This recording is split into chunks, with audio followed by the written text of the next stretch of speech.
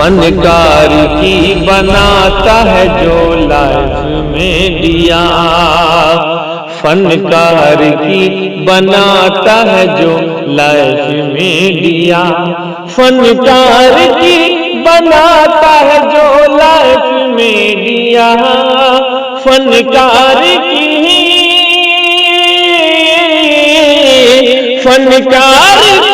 بناتا ہے جو لائف میں دیا، عمران بھائی کا ہے وہ بس کیف میں دیا، عمران بھائی کا ہے وہ بس کیف میں دیا، جی کیف میں دیا، کیف میں دیا، کیف میں دیا۔ تو جی ہاں ناظرین کرام، آپ سے ماہر بھارتی مدھوبنی کی مؤدبانہ گزارش ہے کہ ویڈیو دیکھنے سے پہلے KF میڈیا کو ضرور سبسکرائب کر لیں۔ دوستو کافی خوبصورت فہرست ہے، میں مبارکباد پیش کرتا ہوں یہاں کے تمام کمیٹی کا کہ انہوں نے اتنے اچھی پروگرام کو سجایا ہے۔ کہا کہ کچھ اس طرح سے مقدر بنا رہے ہیں ہم، کچھ اس طرح سے مقدر بنا رہے ہیں ہم، نظروں میں گنبد خضرا بسا رہے ہیں ہم، اے فرشتے ہاتھ بٹاؤ ہمارے کاموں میں، کیوں کہ نبی کی ذکر کی محفل سجا رہے ہیں ہم۔ تائیے حضرات گرامی بڑی خوبصورت محفل ہے، اور ماشاءاللہ جتنی خوبصورت محفل ہے اتنا ہی خوبصورت یہاں کے سامعین ہیں ماشاءاللہ۔ آئیے بنا کسی تمہید کے چاہتا ہوں پروگرام کا باضابطہ آغاز کیا جائے، اور آپ سب جانتے ہیں کہ جب بھی کسی بزم کا آغاز یعنی کسی دینی کام کا جب شروعات کیا جاتا ہے تو تلاوت کلام اللہ سے کیا جاتا ہے، کیونکہ جو ہمارے بڑوں کا طور و طریق رہا ہے۔ میرے دوستو جب وہ کسی بھی کام کا جب آغاز کیا کرتے تھے، شروعات کیا کرتے تھے تو کلام پاک سے کیا کرتے تھے، کیوں کہ جس چیز کی شروعات کلام پاک سے کی جاتی ہے وہ چیز مکمل اور کامیاب ہو جاتی ہے۔ آئیے حضرات گرامی، اگر آج ہم اپنے محفل کا آغاز کرتے ہیں تو کلام پاک سے کرتے ہیں، کیوں کہ دنیا کے اندر صرف کلام پاک ایک ایسے واحد کلام ہے جو تمام کلاموں سے افضل ہے میرے دوستو، اور وہ ایک ایسا واحد کلام ہے کہ جس کا پڑھنا ثواب تو چھونا ثواب تو چومنا ثواب، جبکہ میرے دوستوں کو جب وضو کرتا ہے اور کلام پاک کو بوسہ دیتا ہے تو خدا کی قسم رب کائنات نے اتنا سے اسے نیکیاں سے نوازتے ہیں۔ کلام پاک ایک ایسی کتاب ہے کہ جس نے صرف 23 سال کی قلیل مدت میں پورے عالم میں برپا کر دیا کہ بڑے سے بڑے فصحا اور بلغا حیران ششتر ہے۔ کلام پاک ایک ایسی کتاب ہے میرے دوستو کہ جس کی ہستی کو، جس کی وجود کو مٹانے کی سازشیں دنیا کے اندر کیسی کیسی سازشیں رچی گئی، کہیں تو میرے دوستو کلام پاک کی وجود کو دنیا سے ختم کرنے کے لیے حفاظ کرام کو توپ کا نشانہ بنایا گیا، تو کہیں علماء کرام کو پھانسی پر چڑھایا گیا، اور کہیں تو مدارس کو دہشت گرد کا اڈا قرار دیا گیا تاکہ اس کی وجود دنیا میں ختم ہو سکے۔ بلکہ اتنا ہی نہیں، کلام پاک کی وجود کو دنیا سے ختم کرنے کے لیے 40,000 قرآن کے نسخے جلا دیے گئے۔ شاید کہ بیوقوف ناعقل کو معلوم نہیں کہ جس چیز کی حفاظت کی ذمہ داری رب کائنات نے خود لی ہے، اور کلام پاک کے اندر ارشاد فرماتا ہے کہ اِنَّا نَحْنُ نَزَّلْنَا الذِّكْرَ وَإِنَّا لَهُ لَحَافِظُونَ، کہ ہم نے قرآن کو اتارا ہے اور اس کی حفاظت کی ذمہ داری ہم نے لی ہے۔ ایسا کوئی ماں کے لال جو کلام پاک کے اندر ایک زبر کا بھی تبدیل کرتے ہیں۔ میرے دوستو کلام پاک ایک ایسا کتاب ہے جو ہم تمام کے تمام دنیا والوں کے لیے ہدایت کا ذریعہ بن کے آیا ہے، اور کلام پاک ایک ایسی کتاب ہے جس کو عمر نے پڑھا تو کلمہ پڑھنے پہ مجبور ہو گیا۔ آئیے حضرات گرامی، میں ایسے کلام اللہ سے آج اس محفل کا آغاز کرتے ہیں۔ کہاں پڑھے جاؤ کلام پاک ایک محسوس لہجے میں، صفائی ہوتی جائے گی ہر ایک لمحے میں۔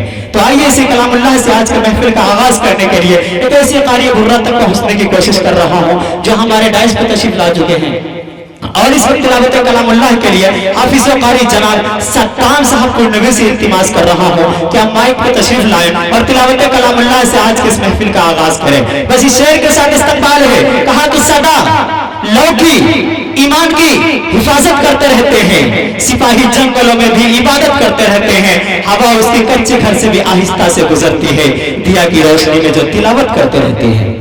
اعوذ باللہ من الشیطان الرجیم،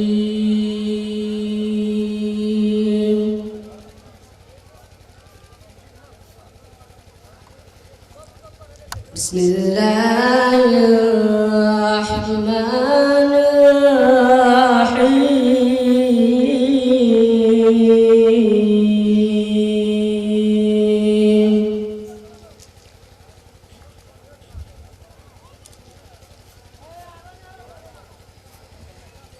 لا يستوي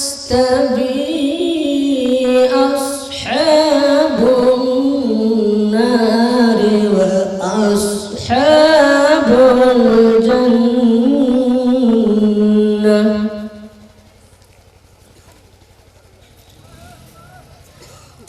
أصحاب الجنة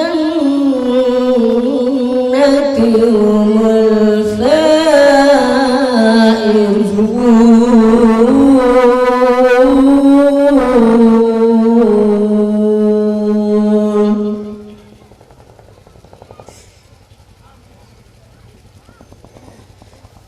لو أنزلنا هذا القرآن على جبل لرأيته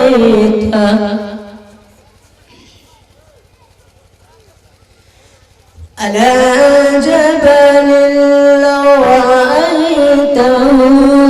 خاشعا متصدعا من خشية الله.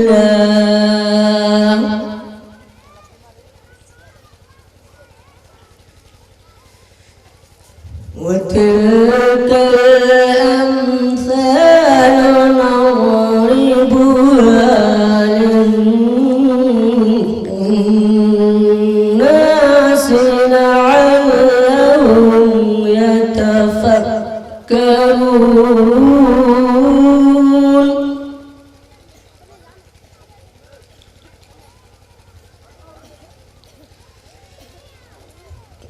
وتلك الأمثال نضربها للناس لعلهم يتفكرون.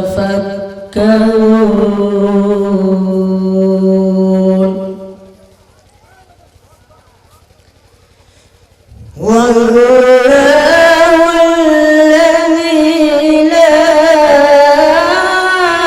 إله إلا هو.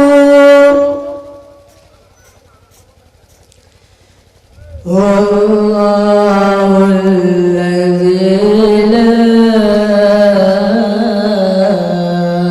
إله إلا هو.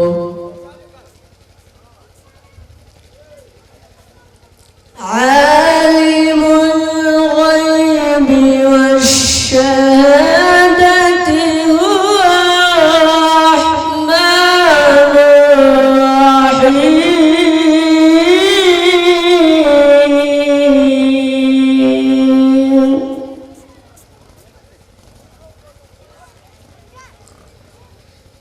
والله الذي لا إله إلا هو.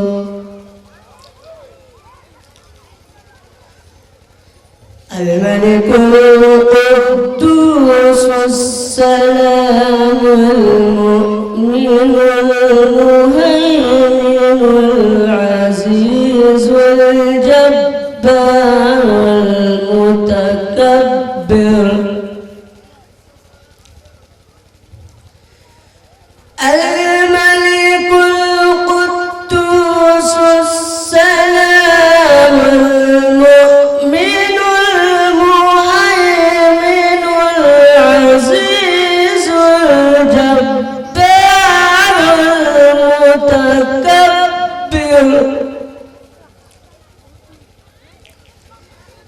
سبحان الله عما يشركون.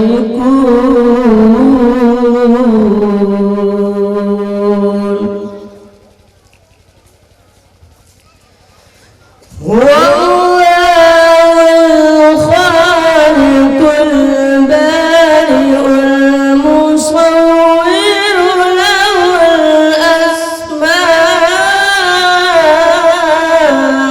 الحسنى.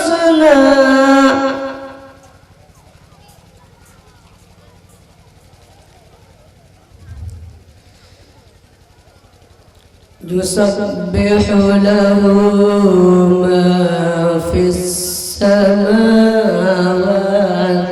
والأرض وهو العزيز الحكيم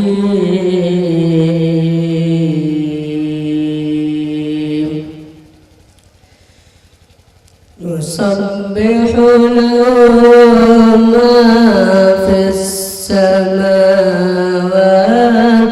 والأرض وهو العزيز الحكيم صدق الله